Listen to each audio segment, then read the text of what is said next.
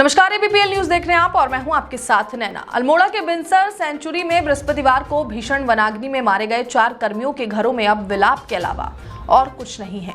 रोते बिलखते परिजन कभी गश खाकर नीचे गिर जा रहे हैं तो कभी नियति को कोस रहे हैं। आसपास के ग्रामीण उन्हें सांत्वना देने तो आ रहे हैं, लेकिन वो उनका दर्द देखकर अपनी आंखों को भी नम होने से नहीं रोक पा रहे। ऐसा लग रहा है कि जैसे इन गांव में एक बोझिल सा सन्नाटा छा गया हो। बनविट अधिकारी बिनसर रेंज त्रिलोक सिंह मेहता जिले के उड़ल गांव बाड़ेछीना के रहने वाले थे। उनकी पत्नी प्रेमा मेहरा गृहिणी है। उनका एक बेटा है और 4 बेटियां हैं। एक बेटी का वो विवाह कर चुके हैं, जबकि 4 बच्चे अभी शिक्षा ग्रहण कर रहे हैं। त्रिलोक हंसी खुशी अपने पारिवारिक जिम्मेदारियों का निर्वहन कर रहे थे। बृहस्पतिवार को वो रोज की तरह अपनी ड्यूटी पर तैनात थे। दोपहर में अचानक वनाग्नि की सूचना मिली तो वो टीम के साथ मौके की ओर रवाना हुए, लेकिन उनके साथ ये दर्दनाक हादसा घटित हो गया।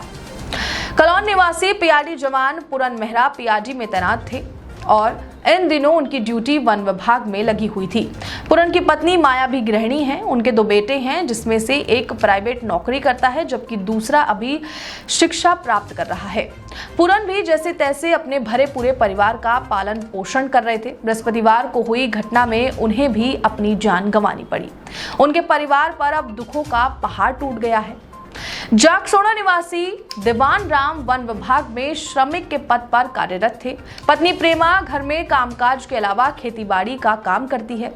इनके 3 बच्चे हैं जो वर्तमान में शिक्षा प्राप्त कर रहे हैं। दीवान राम पिछले 20 वर्षों से वन विभाग में दैनिक श्रमिक के रूप में काम कर अपने परिवार का गुजर बसर कर रहे थे, लेकिन उनकी मृत्यु के बाद अब इस परिवार में कोहराम मचा हुआ है। वहीं भेंटोली निवासी करण आर्य के पिता आनंद खेती करते हैं, जबकि उनकी पत्नी निर्मला देवी खेतीबाड़ी के काम में उनकी मदद करती है।